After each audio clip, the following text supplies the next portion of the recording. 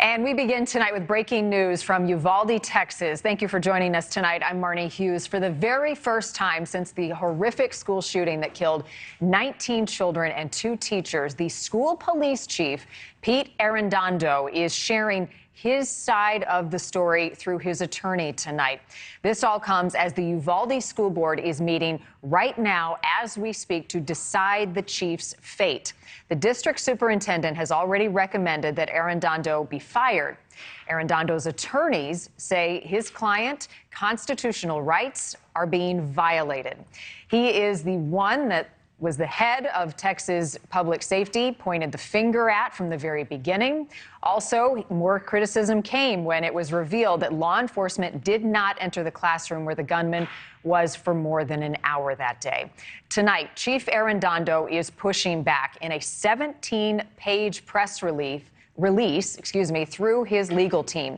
He is detailing what he knew when he was making those decisions in the hallways of Robb Elementary School and why he says he has become a scapegoat for the tragedy that unfolded that day. His attorneys say that when the gunfire started, Chief Arredondo knew that students or employees in rooms across the hall could be in serious danger, and he decided to evacuate those rooms at the time. He writes, would the district have preferred a gunfight with officers in the hallway to break out again? And during that firefight, say 20 or 30 children across that hall are killed. And what if some of them were killed by police officer fire? Chief Arredondo did the right thing.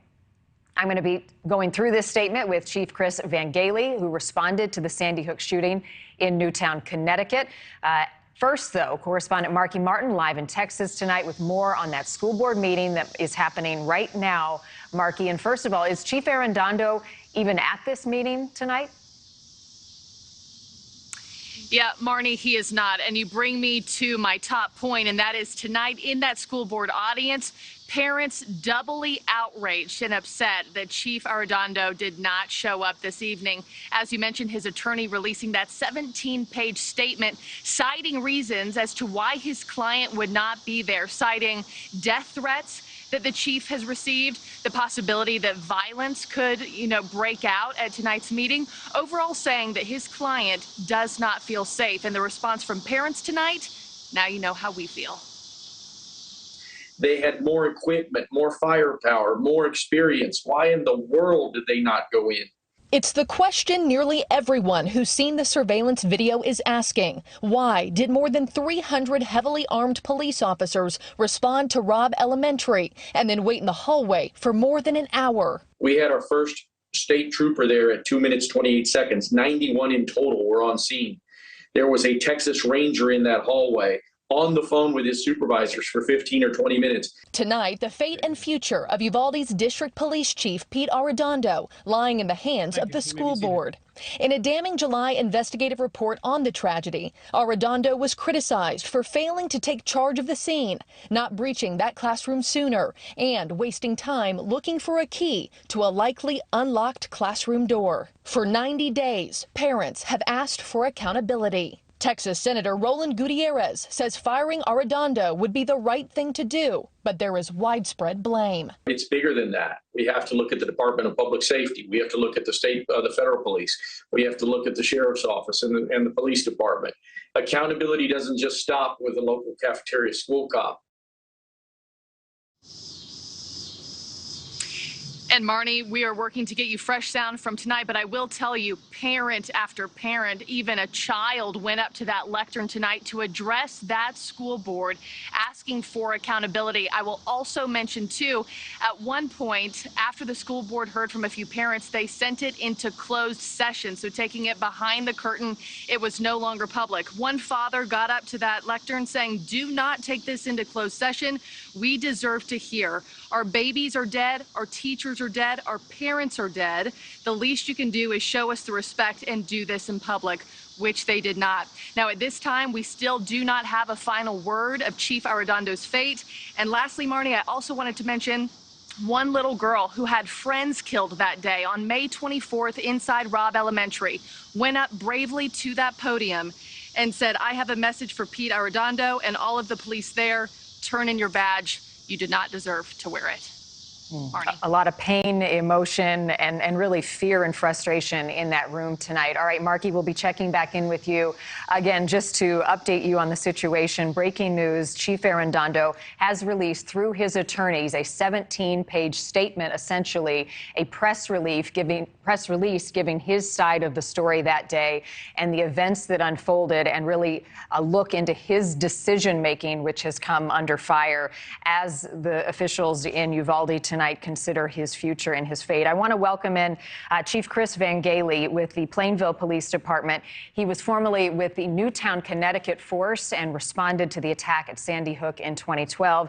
And the chief has been our guest multiple times speaking about the situation in Uvalde. Chief, as always, good to have you back. I want to go through some of what Chief Arredondo released through his legal team tonight, starting with setting the scene for the decisions that he made.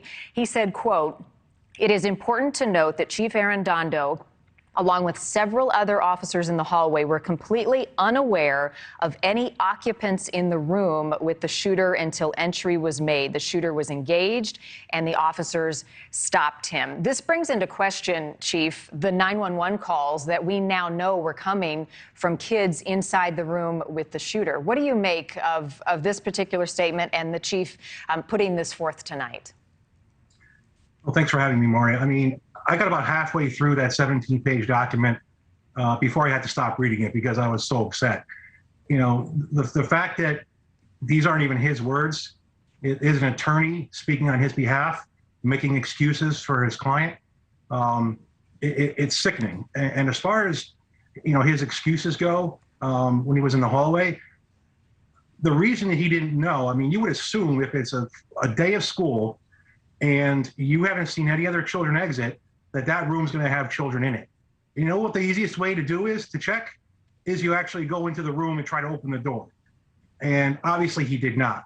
But the whole thing is full of excuses, and it's just amazing. And you talked about him not being at his hearing. You know, his attorney said that there were death threats and he was afraid to be there. And because he was on administrative leave, he wasn't allowed to carry his firearm. And he wanted his firearm in the hearing with him, which is ironic, being that he had a firearm with him and he didn't use it when he was at the school. So clearly he doesn't know how to use a firearm or doesn't want to use it. So what difference does it make if he had one or not? Well, he should have been there to look those parents in the face and try to explain to them why it was not his fault. Right. And this is the first time, really, Chief, that we're hearing his point of view through this statement. So until now, that's where a lot of the criticism has come. I want to share with people at home a couple more things that he said. He points the finger at the district in this statement for not doing more, saying if certain things had happened, then this could have ended much differently. He said if the district had installed key card operating door access, if an officer had arrived sooner, if the district had a 6-foot fence around the school, if employees kept the doors locked like they're supposed to, if radios worked inside the classroom, if the school had extraction tools available to police. Are those valid points that he says he made a year in advance prior to this shooting? It's sickening that he's going to try to put the blame elsewhere. You know, his attorney made it clear that you can't blame God and you can't blame the shooter. So they're looking for a scapegoat, and that's Chief Arredondo. You know, I'm sorry, but I fail to believe how he can even think he's going to get his job back. And if he feels, you know, committed to law enforcement, like he says in that letter, then he would just go away instead of trying to fight this and put blame on the school system. You know what? We could be using flintlock guns. You know, what if the shooter was never born? I mean, how many excuses can you come up with to try to not take blame onto yourself when clearly you're the one who was in charge and you failed to do the most obvious thing, which is go in the room and address that shooter. Yes, those items in and of themselves should be a part of any school district's school security when you look at it from a whole. But you know what? If that shooter wanted to get in there, he would have found a way in, unfortunately. That's why it takes armed, trained officers with the courage and the backbone and the honor to go in there and face that shooter gun to gun. He also talks about leadership, Chief, and I want to pull up, this is for my team in the control room, the next one. If leading from the front after being shot at, calling for support, keys, extra tools, SWAT, a sniper taking action to save teachers and students located in the surrounding classrooms shows lack of leadership, then who knows what leadership is supposed to look like. You were in Sandy Hook. You are a chief now in a different department. What does leadership look like when it matters the most, when lives are on the line? You know, leadership is something which can be completed by anybody of any rank. You know, that's all I had said on the previous show. Chief Arredondo isn't the only one, you know, that should stand to lose their job over this.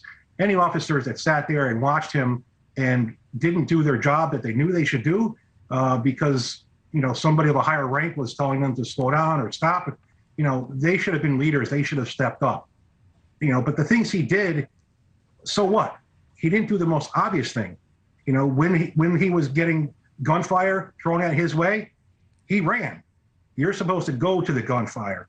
And if he wanted to retreat, regather, grab all the other officers, you know, use some of those shields, you know, maybe somebody had more firepower than him, if he could get more guns together, that would have taken maybe merely 60 more seconds for him to do it. But they waited outside, you know, over 70 minutes. There's no excuse. The fact he's trying to make one is absolutely disgusting. And at this point, he has no honor left.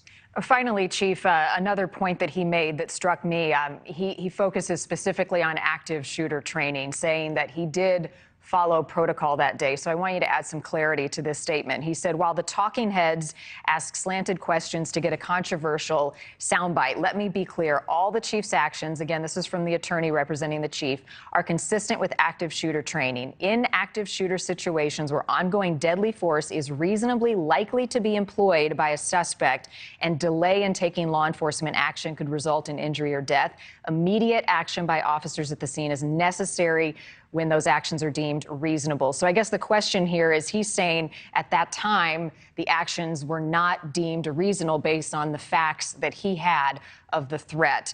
How do you read this?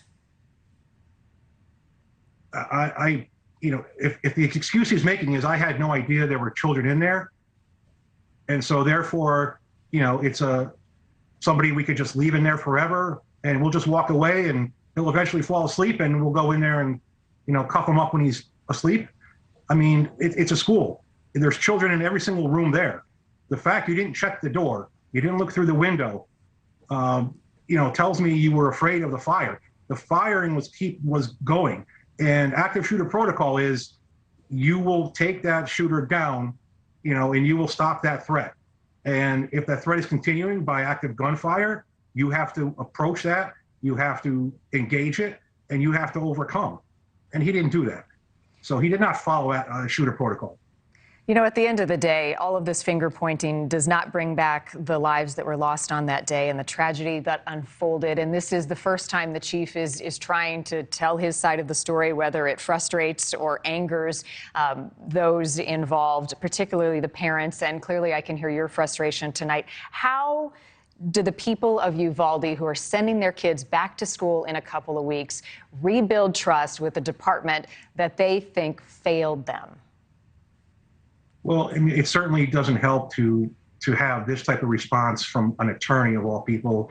You know, if he wants to tell his story, he should have given a written statement, which I'm sure he did, as part of his official record as being an officer that was there that day.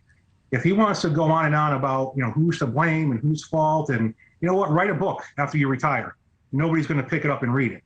So, you know, the way to move forward is they have to fire him, fire everybody else, as far as I'm concerned, in that small district, and then either absorb the school district into the county sheriffs or the local, you know, police department there in Uvalde, or you hire, you know, a brand new dynamic leader that has character, that has honor and integrity, and you put that person in charge, and, you know, he picks a new team. They have a long road ahead. And Chief, we are just learning that the school board tonight has just unanimously voted to fire Pete Arredondo as the head of the school education system there, the police chief in Uvalde. This just in, a unanimous vote from the school board. Pete Arredondo has now been fired as the school police chief in the community of Uvalde.